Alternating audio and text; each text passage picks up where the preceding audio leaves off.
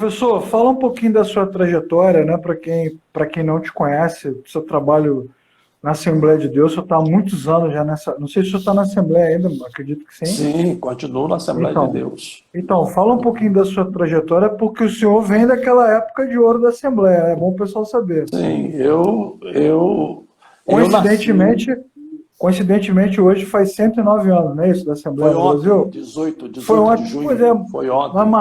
marcamos a live, eu nem sabia, foi Praticamente na coincidência. véspera, foi É ontem. verdade, é verdade. Eu nasci em família evangélica, né? Meus pais já eram evangélicos, pertenciam à Assembleia de Deus. Meu pai já trabalhava como obreiro de tempo integral. Primeiro campo onde ele atuou foi numa região chamada Secretário, e era Campo de Petrópolis, e foi onde eu nasci. Na verdade, eu nasci num povoado chamado Gambá, né? Então eu sou gambaense. Olha só, Foi lá que eu nasci, distrito de Petrópolis, sou petropolitano, mas legal. praticamente não vivi nada em Petrópolis. A minha vida toda foi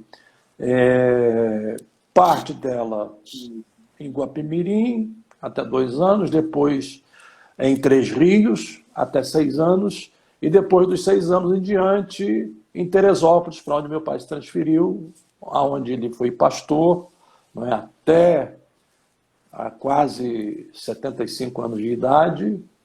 Claro que eu passei um tempo fora de Teresópolis, fui missionário nos Estados Unidos, trabalhei na Casa Publicadora das Assembleias de Deus, fui redator, fui gerente do setor de jornalismo, atuei na área de educação cristã e, por último, a minha última função na CPAD foi de diretor de publicações.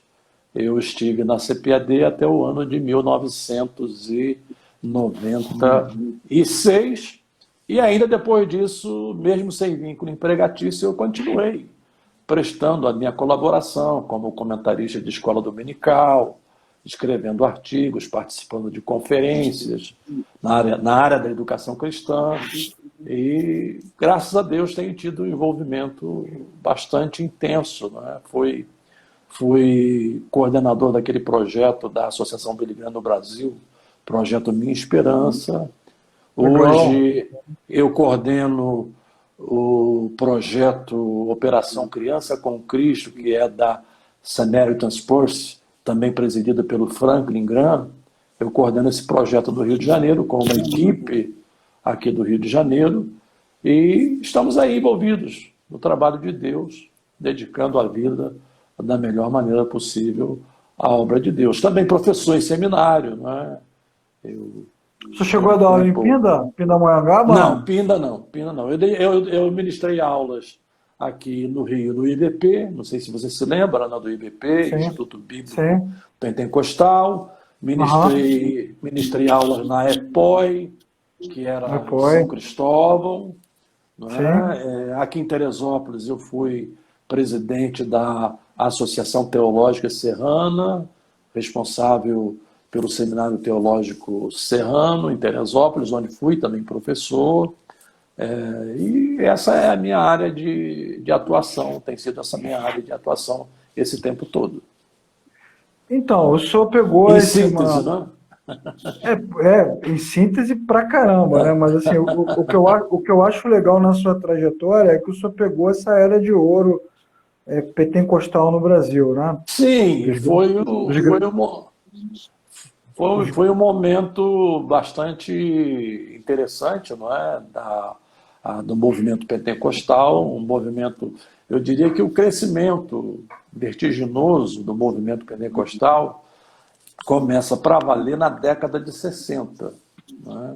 sim. Claro que até ali havia um crescimento substantivo, mas esse crescimento mais vertiginoso, em que a curva ascendente se torna mais íngreme, digamos assim, foi a partir da década de 60 e eu tive a oportunidade de viver esses momentos, né? De conhecer os veteranos Pois é. pastores, O senhor né? citou aí o Billy Graham, né? A Billy gente poderia Graham, citar.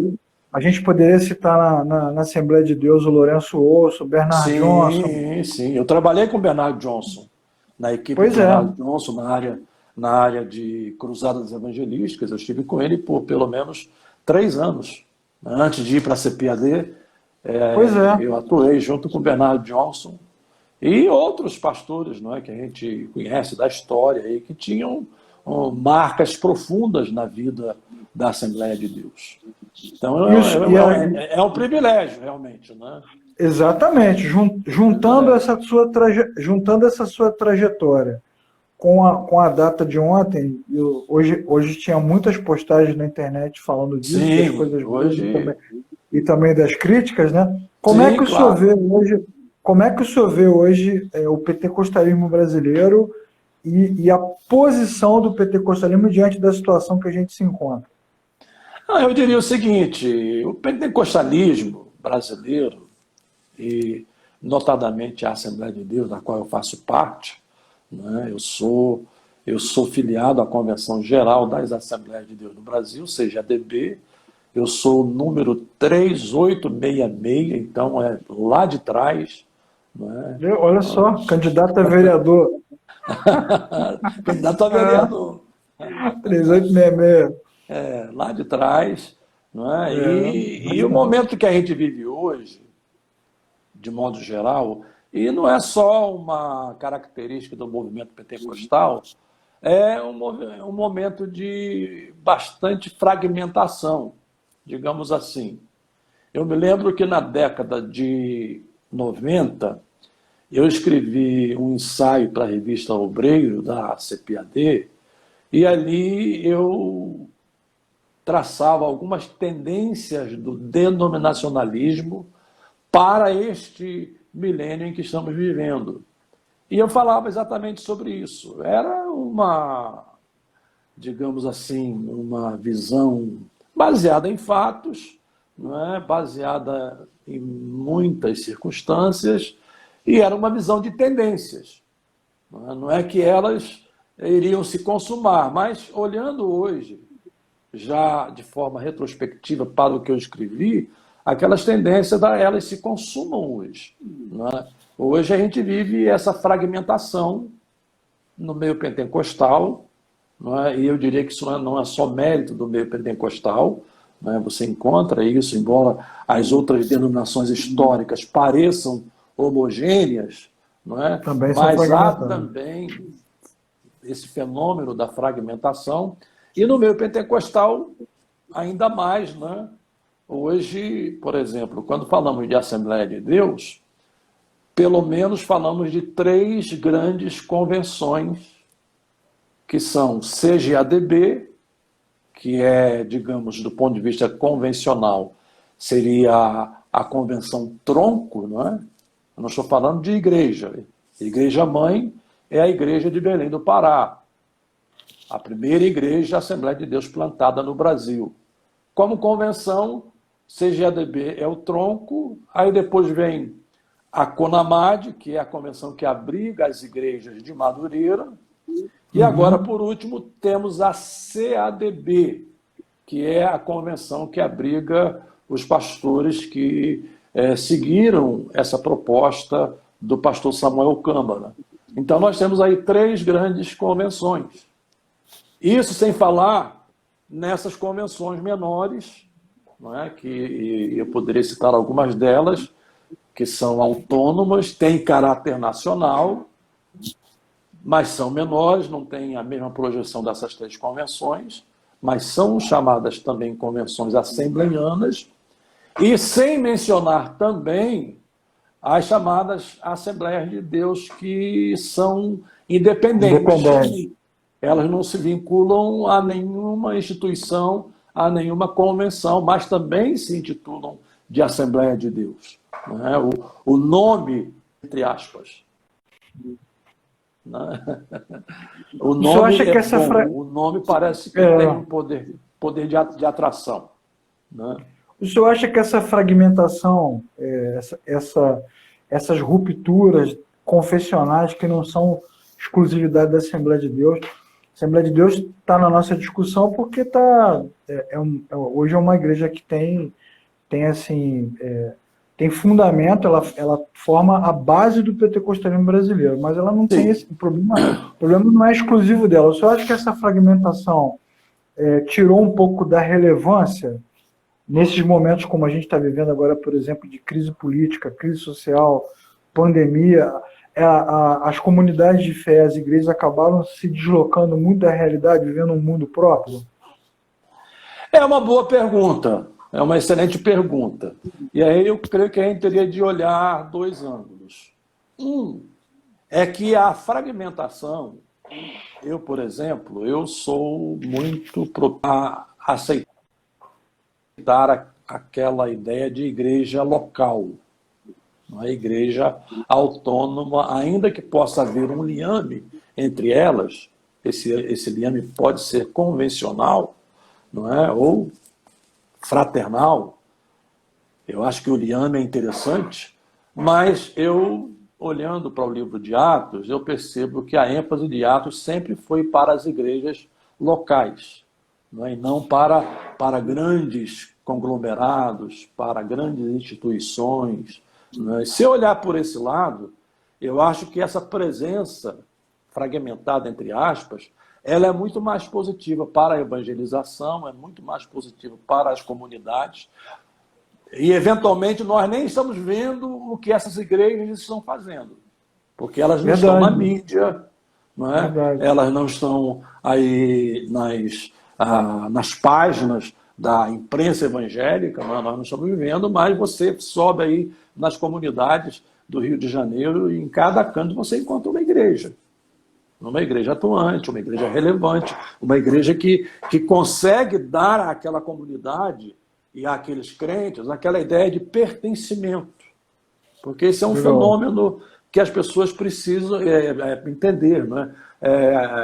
A gente tem essa característica de querer pertencer a alguma coisa. Então, essa realidade das grandes denominações e das igrejas, mega igrejas, tiraram um pouco dessa coisa do pertencimento. Sim, porque numa mega igreja, e aqui eu não estou fazendo alusão crítica, estou apenas refletindo. Né? Numa mega igreja, você é um rosto perdido na multidão. Não é? Você, claro, participa dos cultos, da escola bíblica dominical, das celebrações que a igreja realiza, mas pouca interação existe, a não ser com aquele grupo, digamos, mais fechado da própria igreja. Né? Mas aquela interação maior, ela não existe. Você é um anônimo no meio da multidão. Essa é a verdade. Não tem o caráter comunitário.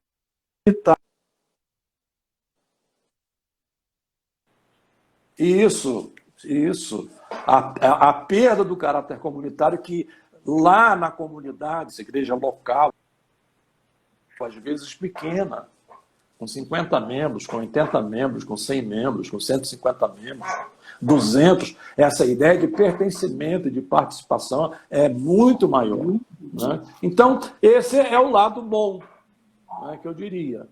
Agora, o outro lado, eu diria que é muito mais fruto de uma visão que a igreja desenvolveu ao longo do tempo, não é? De que a igreja cuida da parte espiritual.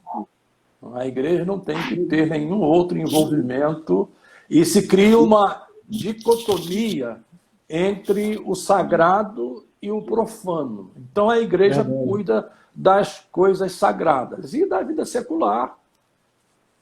As autoridades cuidam. Geralmente é essa concepção que gere essas igrejas, e eu não estou dizendo de forma alguma que a igreja tem de abrir mão do evangelho, absolutamente. A igreja tem que pregar o evangelho, porque é o evangelho que transforma, converte, é o evangelho que consolida valores na vida dessas famílias. Então, nós não podemos abrir mão de pregar o evangelho. Mas não é só pregar, o evangelho é vivência. Pois é. Rola uma alienação, né? Exato. E aonde se vive o evangelho? O evangelho se vive no mundo. Na oração sacerdotal de Jesus, lá no capítulo 17 de João, entre outras coisas, Jesus disse: Pai, eu não te peço que os tires do mundo, mas que os livres do mal. A vivência do Evangelho é no mundo. Se eu não tenho a capacidade de viver o Evangelho como um professor na universidade, se eu não tenho a capacidade de viver o Evangelho como um político, como um governante, como um juiz, como um desembargador, como um militar, então eu não estou compreendendo a natureza do Evangelho. Eu não estou compreendendo a essência do Evangelho, porque a essência do Evangelho é para ser vivida em todas as dimensões públicas, não é? E aí essa dicotomia, não é? Ela cria esse conceito errado e esse afastamento. E aí você não vê, por exemplo, a gente vivendo esse quadro todo, uma manifestação institucional, seja da denominação A, da denominação B, da denominação C, da denominação D. Você não vê. O senhor, não é? o senhor citou o que você Billy Graham. percebe... O senhor citou o Billy Graham. Num momento como esse, seria impossível ele ficar calado. Ele já estaria falando há muito tempo, né, se posicionando. E o próprio filho do Billy Graham, o Franklin Graham, ele se posiciona, não é? Como uma voz profética, como uma voz presente lá nos Estados Unidos, ele se posiciona. Não é? Então, eu creio que não é um posicionamento, digamos, partidário. Não. A igreja não tem que ter posicionamento partidário. Política é temporal e a igreja é atemporal. Legal. São duas coisas distintas. Não é? Então, não é manifestação ou militância partidária. Não é defesa deste ou daquele candidato, mas é o exercício de uma voz no sentido de dizer ao mundo: olha, nós não pensamos assim. O pensamento da igreja é este. É dessa forma que nós pensamos. Esses são os princípios que deveriam ser levados a sério em relação à vida em geral. Então, é nesse sentido que eu vejo pouca manifestação. Existem algumas entidades aí organizadas, tem a Coalizão do Evangelho, que é recente no Brasil, não é? A Associação Evangélica Brasileira hoje praticamente perdeu a voz, não se vê mais a presença dela. Ela foi muito viva e predominante na época do Caio Fábio, né? E as convenções denominacionais, elas acabam não cumprindo esse papel, não é? Na hora de fazer uma manifestação, você não vê, não é? É uma coisa assim muito difícil. A gente até vê algumas falas, mas a gente vê que são denúncias seletivas, né? Sim, porque você não vê uma postura constante de denúncia. Você vê uma postura seletiva de denúncia dependendo da sua ideologia, né? Quando a igreja teria que ter uma posição constante. Sim. Tem uns casos aí que você percebe com clareza de alguns amigos nossos, né, a quem prezamos e respeitamos, mas que são militância ideológica e partidária quase. Né? Não são partidárias porque eles não são vinculados a partidos, mas são militâncias ideológicas. Não é? E a igreja está acima das ideologias. Não é? E se eu posso usar esse termo para a igreja, entre aspas, não é? A igreja tem a sua própria ideologia. Não é?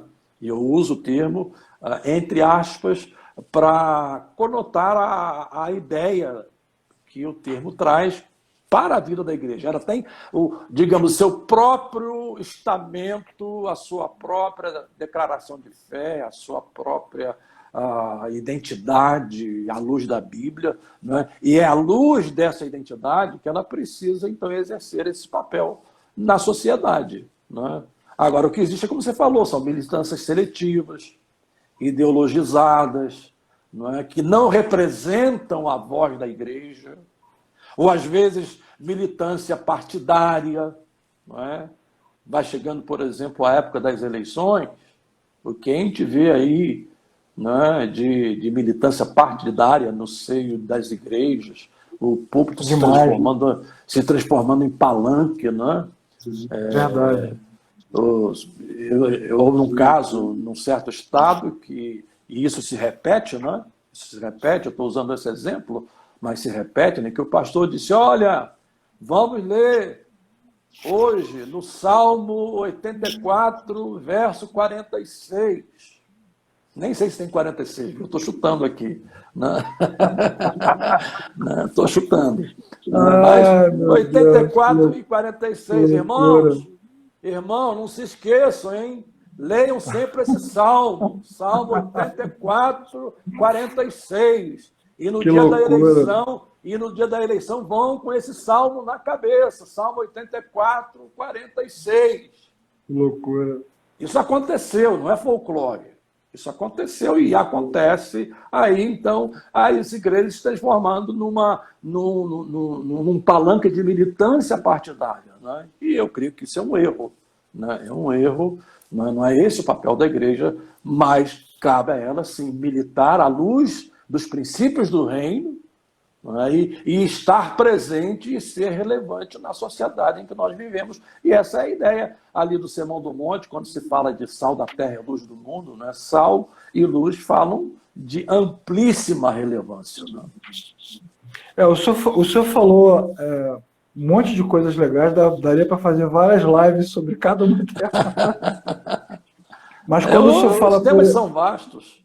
Quando o senhor fala sobre posicionamento, né, e como o senhor tem uma história na Assembleia de Deus, eu não posso deixar de pensar no David Wilkerson, que durante muitos anos foi um cara que dialogou com a sociedade e exerceu bem a sua postura profética. Né? Ele escreve sobre o governo americano, sobre questões políticas. Né? Você vê que ele era um cara, como o Billy Graham era para os batistas, o David Wilkerson era. Como é que o senhor vê hoje o processo formativo dos pastores, dos líderes no Brasil, principalmente nessa linha pentecostal, uma vez que quando chega nesses momentos de crise política, crise na saúde, crise sociológica, eles têm dificuldade de dialogar com a sociedade e apontar caminho. Como é que o senhor vê o processo formativo hoje e qual o caminho que o senhor aponta para tentar melhorar isso? Olha, eu creio que isso aí é uma questão de herança, né? Essa foi a herança que recebemos, a herança dessa visão dicotômica, não é? Vida cristã é uma coisa, vida secular é outra, e ambas não se misturam, quando na verdade a vida cristã é uma só, né? É uma só para ser vivida em todas as dimensões, em todas as esferas em que você está, em que você vive. Não é? Aquela visão de Abraham Kuyper, né? A visão da teologia das esferas, e em todas as esferas onde você está, você vive os princípios da fé que você professa. Mas a gente herdou esse conceito dicotômico, como eu disse, e os nossos seminários, de modo geral, eles preparam teólogos. Né? Preparam teólogos para lidarem com a Bíblia e, às vezes, em muitos casos, de forma muito acadêmica e, em muitos casos, de forma muito hermética, né? Discutindo as diferentes teses, os diferentes conceitos, etc. A gente vê isso muito na internet hoje, não é?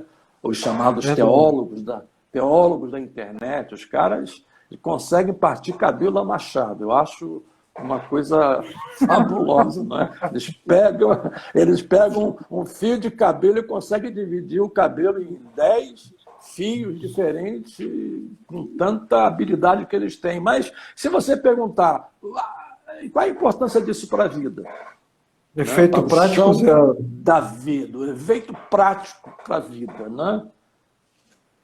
Praticamente nada. Você não vê. E aí entra um ponto interessante da Assembleia de Deus, né, que ontem completou 109 anos sem demérito nenhum para outra denominação. Né?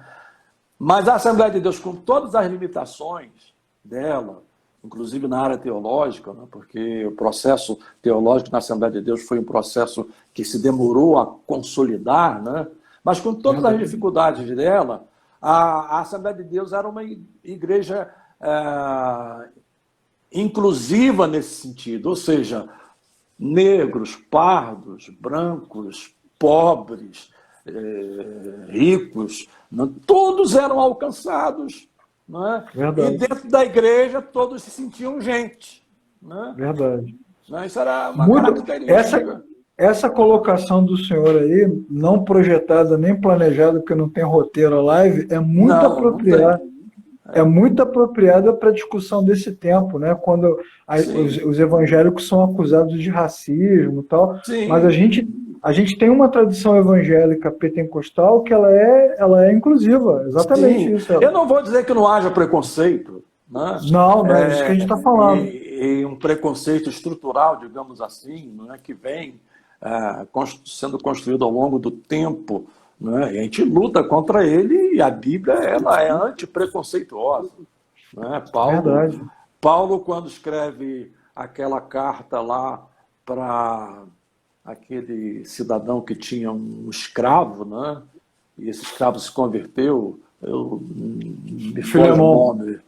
Escreve para Filemão sobre Onésimo. Sobre Onésimo, muito obrigado aí, Leclerc. Né? Qual é a recomendação que Paulo faz? Embora o sistema de escravatura fosse uma coisa estrutural da época, né? A recomendação de Paulo para Filemão era que recebesse a Onésimo não como um escravo, mas o recebesse como um igual, um irmão. Né? Então, a Assembleia de Deus, nesse sentido, ela deu uma forte contribuição. Se você olha para a nossa história, né, dos nossos pastores no passado e até recentemente, muitos dos pastores de ponta, né, eram pastores pretos. Eu não sei se eu posso usar negro, porque hoje tem esse negócio politicamente correto, né? E daqui a pouco vão me crucificar, né? Vai criticar de qualquer jeito. Eram pastores negros. Né? Você está aqui o pastor José Leôncio da Silva, lá de Recife, pastor do estado de Pernambuco, pastor negro. Né? Eu poderia citar outros nomes, né, de pastores negros, né, à frente da igreja. Aqui em Teresópolis, quantos presbíteros e irmãos da Assembleia de Deus são negros? Agora, Rua Azusa, né, mestre? Rua Azusa. A Rua Azusa, né, mestre? Né? Pô, o seio do pentecostalismo, né? Isso, e Samuel, que foi o líder de Azusa Street, né? Agora, existe um outro lado que a gente precisa ter cuidado também nessa discussão do racismo. Né? É o chamado racismo reverso. Né? O que é o racismo reverso? A gente já só pensa no racismo do branco para o negro. Né? Mas será que de lá para cá também não existe algum tipo de racismo? Né? Será que não existe algum tipo de racismo em relação ao indígena? Né? Em relação ao oriental, digamos assim? Será que não existe alguma discriminação em relação ao pobre? Então a gente tem que olhar isso de uma dimensão bíblica correta e não reducionista, né? Compartimentada, porque senão aí a gente começa a pecar também. Porque, como disse Paulo, não é? Em Cristo não há grego, judeu, bárbaro, cita, preto, branco, amarelo, azul, porque Cristo é tudo em todos. Eu me lembro que eu estava participando de um jantar desses encontros de casais, né?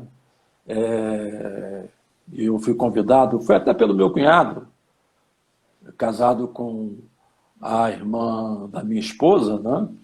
Ele é pastor da Igreja Maranata, hoje é pastor em Campo Grande, e ele coordenava o encontro de casais da Maranata, ele me convidou para o jantar. Terminado o jantar, a equipe estava cuidando da limpeza, da arrumação, e tinha um senhor, né, de cabeça branca, né, com um balde na mão, um rodo, pano de chão, e limpando o banheiro. Aí ele me chamou e disse: está vendo aquele senhor lá, cabeça branca? Estou vendo. Sabe quem ele é? Eu falei: não sei. Aquele é o general fulano de tal. pois o general fulano de tal estava na igreja limpando o banheiro com balde, não é? E etc. E se sentindo feliz por estar servindo ao Senhor naquele papel. Não é? Então, a igreja é interessante, não é? Se ela for levar a sério o seu papel bíblico, não é? Eu diria que a igreja é a única comunidade que consegue tratar a todos como iguais. Eu não vejo outra comunidade com essa capacidade, porque a motivação não é política. A motivação não é... Exato, não é ideológica. A motivação é Cristo. Não é? Cristo é o eixo ao redor de quem nós giramos. Né? Mas a gente tem essa dificuldade hoje de não conseguir dialogar com a sociedade. Até esse tipo de assunto, por exemplo, é um assunto que sempre vai dar treta, sempre vai dar confusão. Sim, porque falta pressuposto, falta argumento, até essas questões históricas que a gente está tratando, os caras não sabem. Isso, falta aí, como você disse, não é? Os seminários prepararem os seus alunos para o chão da vida, não é? Para responder essas questões também, porque elas fazem parte da vivência do Evangelho. Exatamente. Quem está em Cristo, disse Paulo, nova criatura nova em todos os sentidos, inclusive no estilo de vida, no modo de viver, na capacidade de ver o outro como o seu próximo, não importa quem seja, ver o outro como seu próximo. Então, você tinha mencionado sobre essa área teológica, eu acho que ela precisa ter um aprimoramento nesse sentido. Né? Digamos, se eu posso usar esse termo, a teologia prática. Né? Qual a importância de ficar discutindo supralapsarianismo, infralapsarianismo e coisas do gênero? O que isso vai contribuir para a sociedade? Né? Pode ser uma discussão interna, nossa, etc. Mas isso, exatamente. A sociedade precisa ouvir outra coisa da nossa parte. Né? Não é mudar o Evangelho. Não é mudar o Evangelho. É manter o Evangelho íntegro, mas mostrar como esse Evangelho íntegro funciona na sociedade. A gente precisa formar... a gente sempre pegar um exemplo bem assembleano, já que eu vim de lá, né? Quando você fala quando se fala de Daniel, por exemplo, só se fala das questões morais, mas se esquece da posição dele diplomática, né? Ele foi muito mais importante como político do que como religioso, porque ele é um homem de Deus influenciando o maior império daquele tempo. Sim, ele, Sadraque, Mesaque, Abdênego, não é? Inclusive José, José lá atrás, quando Daniel assume aquela posição, uma espécie de primeiro-ministro, ele traz para perto de si esses companheiros para ajudá-lo. Né? Então, aonde você está, e eu entendo perfeitamente, né, que há pessoas vocacionadas. Né? Aonde você está, você é um juiz, você é cristão, você tem que viver a magistratura à luz dos princípios cristãos, à luz da sua fé. Não é? E aí você pergunta, mas a Bíblia tem princípios para isso? Claro que tem princípios. Claro que tem princípios. Não é? Claro. Não é? A Bíblia não é um livro subjetivo, digamos assim, de coisas subjetivas. Não, a Bíblia é um livro objetivo, muito claro. Você conheceu bem Russell Shedd, né? E Russell Shedd dizia o seguinte: eu leio a Bíblia com a finalidade de buscar nela bons hábitos para eu aplicar na minha vida.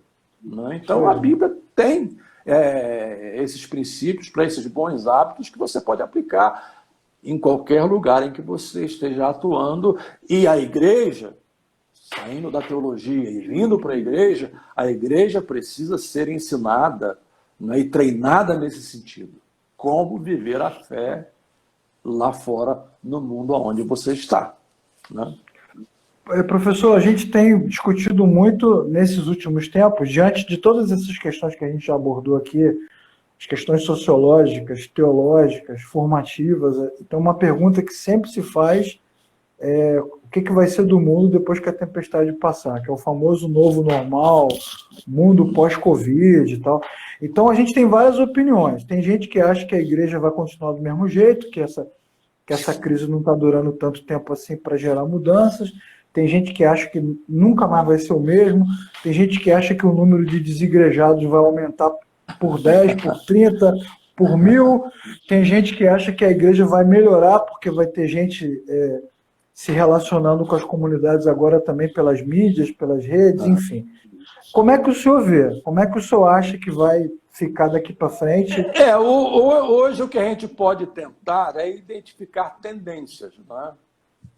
Pode ser que elas não se consolidem, né? Você se lembra, eu acho que foi o Malthus, né, que previu que chegaria um momento que não haveria alimento suficiente para o mundo, e a previsão dele não deu certo. Mas ele fez uma previsão baseada em dados que ele dispunha na época, né? Então a gente pode identificar tendências. Eu diria que o momento agora, atual, que nós estamos vivendo, esse momento de confinamento, embora nós reclamemos muito, né, mas é um momento bastante interessante, principalmente para as famílias. Por quê? Se você olha para o período pré-industrial, as famílias não saíam para trabalhar fora.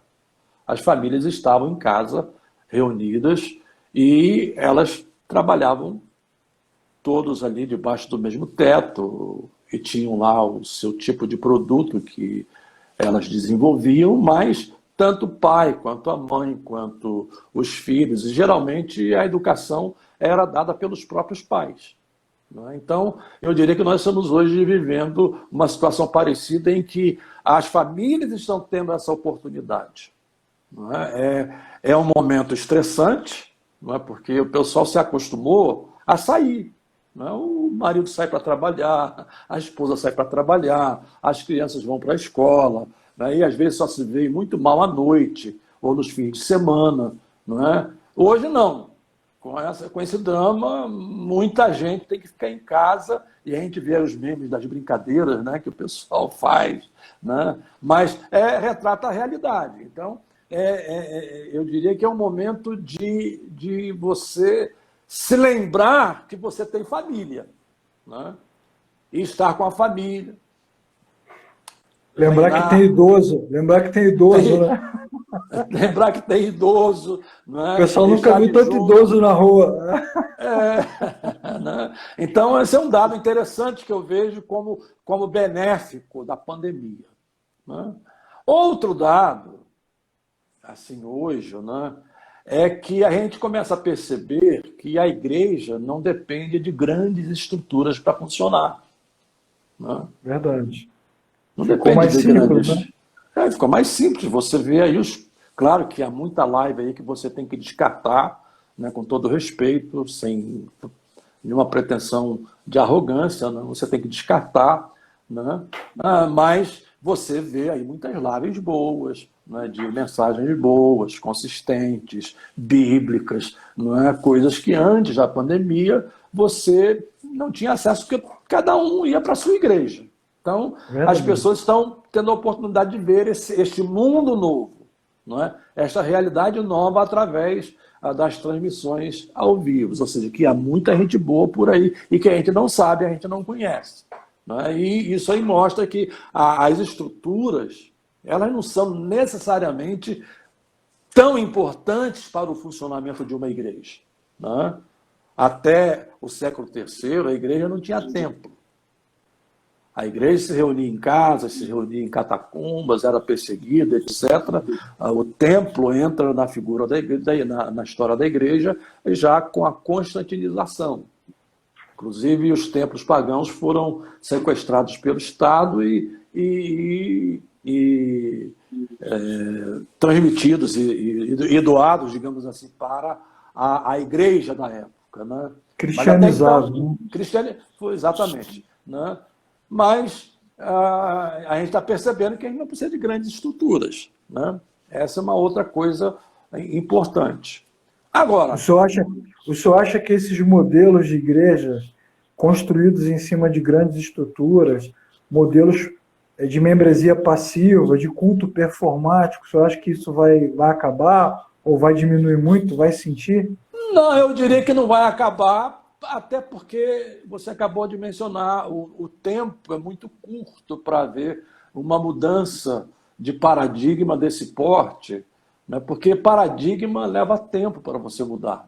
Né? Não é uma coisa que Verdade. se mude da noite para o dia, mas que permite, sim, uma análise, né? Uma reflexão às pessoas que hoje estão vivendo esse momento, não é? E pode ser que essas igrejas tenham que se redimensionar, isso é verdade, não é? Tenham que se redimensionar, porque é o que eu falei agora há pouco, né? A gente não pode perder essa ideia de pertencimento, não é? Essa ideia de pertencimento é interessante não só sociologicamente falando, mas até para a ideia de corpo, o corpo de Cristo, onde os membros eles são interligados, entrelaçados, interdependentes, não é? Não são estranhos. Não é? A coisa pior que existe é você entrar numa igreja e ser tratado como estranho. Não é? Vamos apresentar aqui o nosso irmão estranho. É um estranho. Não, igreja não é isso. Igreja é comunidade. Né? Então, eu acho que é um momento de se redimensionar. E aí alguém pergunta, né? Quando terminar a pandemia, vamos ter um avivamento? Eu não vejo, sinceramente, esse conceito de avivamento por trás da pandemia e nem do encerramento da pandemia. Por quê? Primeiro, porque avivamento não tem data marcada, é obra do Espírito Santo, não é ele que produz. Não pode ser provocado. Não pode ser provocado, não pode ser promovido. Né? Segundo, é que o processo de volta à igreja também está sendo um processo gradual. Aqui em Teresópolis, a prefeitura começou a liberar o comércio, começou a liberar o funcionamento das igrejas, agora, nesta semana, mas as igrejas têm de se submeter a uma série de adaptações. Por exemplo, ela não pode ter ocupado mais do que 30% do seu espaço. Então já começa por aí, você tem que limitar a presença dos crentes. Não é? Segundo, os idosos estão proibidos de entrar. Eu estou proibido, eu não posso. Tenho 66 anos, eu sou a única coisa que me dá uma certa flexibilidade é a minha credencial de pastor. Né? Mas em relação à idade eu não posso. Estou proibido. As pessoas com doenças crônicas, com comorbidades também não podem. As crianças abaixo de 18 anos, aliás, abaixo de 12 anos, também não podem. Digamos que é um dos grupos mais interessantes da igreja que precisa da assistência da igreja. Mas não podem. Então, quantas pessoas vamos ter na igreja? Ou quantos cultos essa igreja vai ter que fazer durante um domingo, por exemplo? Quem são as pessoas, né? Quem são as pessoas que vão ao culto? Não é? Alguns ainda vão ficar temerosos, não é? De ir, etc., assustados, porque existe essa preocupação. Né? E eu, por exemplo, eu busco. Mas Deus cuida, mas eu tenho que cumprir com a minha parte. Então, eu faço o que me cabe. Eu, quando preciso sair à rua, eu saio de máscara.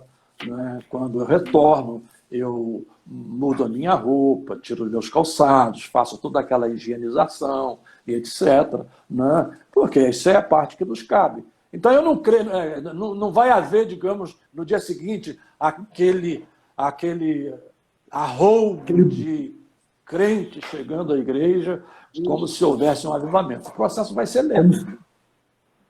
Né?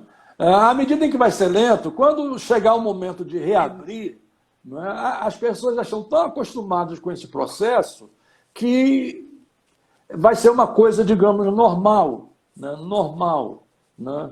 Para elas. Né? Então, agora, isso pode produzir mudanças? Pode.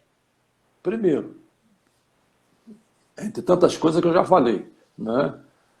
O cara está aqui, está acompanhando, né? e ele, de repente, para numa live e ouve uma mensagem de um pastor, não é, que não é o seu pastor, não é da sua igreja.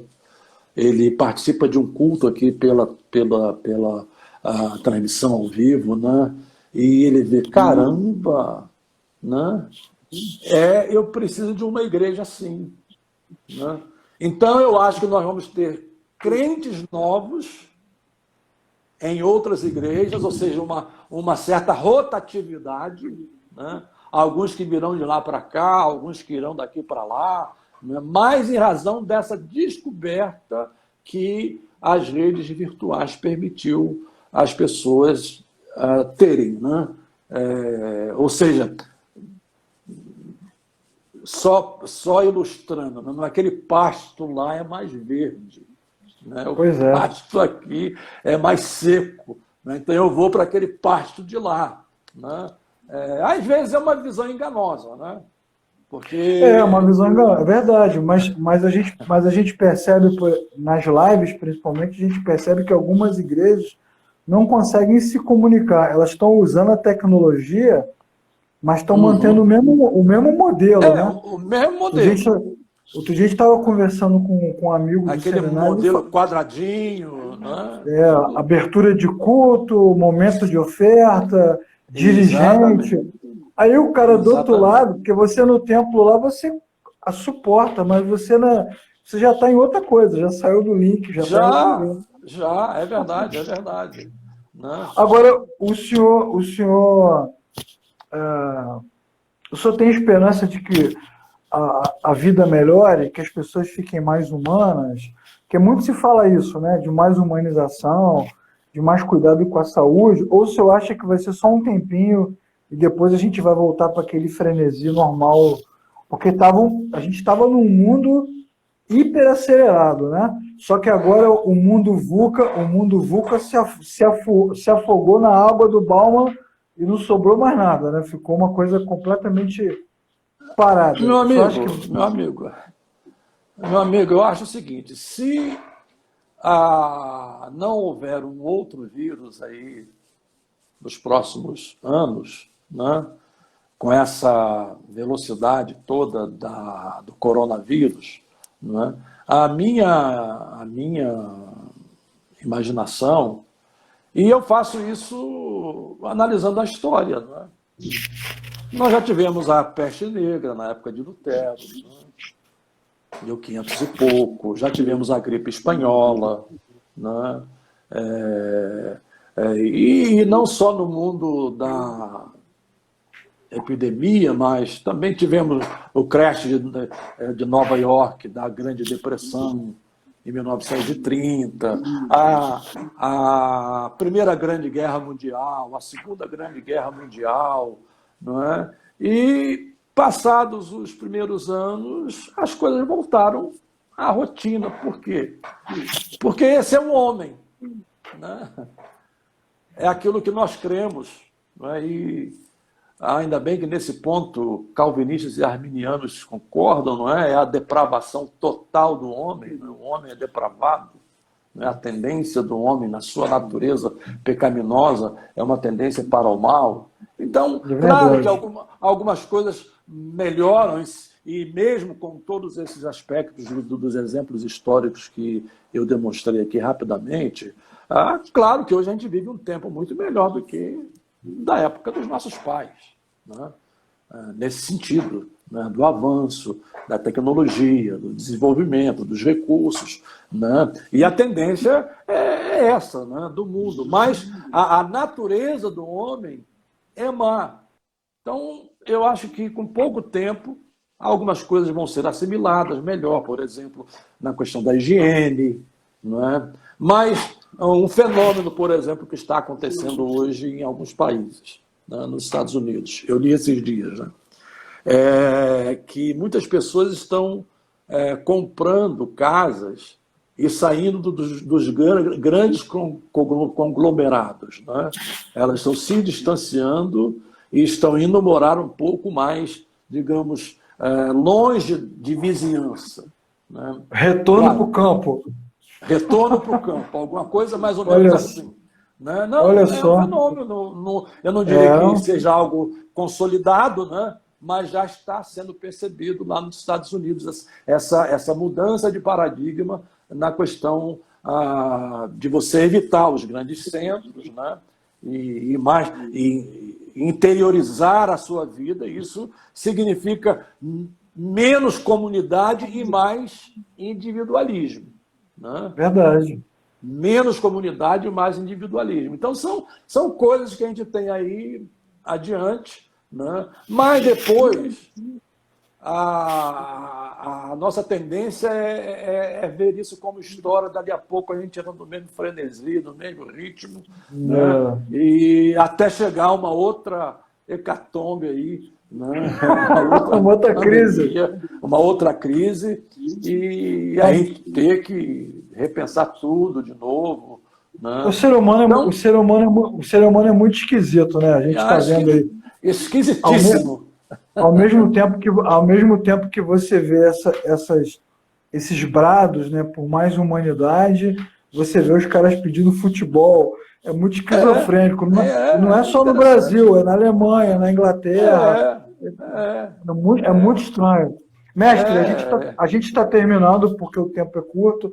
Para a gente fechar, eu Rapaz, já queria que o se senhor. foi, Queria, né? pois é, 1 hora. Queria que o senhor indicasse leitura. O que o senhor está lendo ou o que o senhor recomenda o pessoal ler para passar esse tempo? Rapaz, Para a gente fechar aí, 2 rapaz, minutinhos. rapaz, eu recomendar a leitura nesse momento.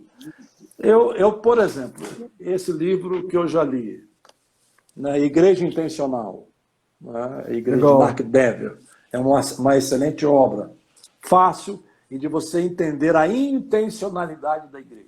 Né? Bacana. Não é só ter igreja, não é a intencionalidade da igreja. É uma obra que eu estou lendo. Uma outra obra que eu estou lendo, ela está lá na minha cabeceira, é aquela obra que trata da teologia puritana, escrita por Joel Bick. Né? É uma obra volumosa, de 600 e tantas páginas. Né? Eu estou lendo essa obra, é uma obra muito interessante. Né?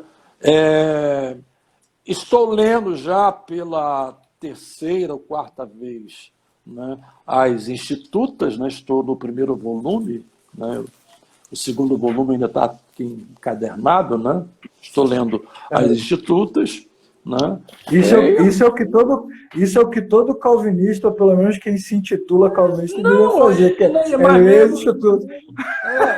Mas nem só quem se intitula reformado. Né? Eu acho Não, pois que. é, mas muita gente cita Até Calvino para sem você nunca ter conhecer, lido. sem nunca ter lido, ou cita Armínio. Né? Exatamente, exatamente. Hoje, a CPAD lançou as obras de Armínio em 3 volumes. Né? Então, eu recomendaria, você que quer conhecer o pensamento de Armínio, Lê Armínio. lê Armínio. Não é? E aí você vai perceber que muito do que se diz arminiano por aí não tem nada a ver com o que Armínio escreveu. É Né? pelagiano. Muito do que se diz de arminiano é pelagiano. Pelagiano ou semi-pelagiano, não tem nada a ver. Então, Exatamente, tem que se exatamente. ler. Então, eu recomendo você que está aí, assembleano, não é? Leia as obras de Armínio, mas leia mesmo, não é? Leia com caneta, anote, Isso risque, aí. não é? Para você ter um entendimento do que era o arminianismo. Né? Eu poderia citar aqui, Professor, a minha mesa é bagunçada, né? tá Tá tranquilo. cheio de Vai coisas derrubar. aqui. O Instagram vai derrubar a gente. Vamos marcar uma Ok, outra live só para falar de livros. ok, vamos lá, sem problema. Obrigado, Obrigado pelo professor. privilégio. Um O abraço. privilégio foi nosso. Um forte abraço. Tá.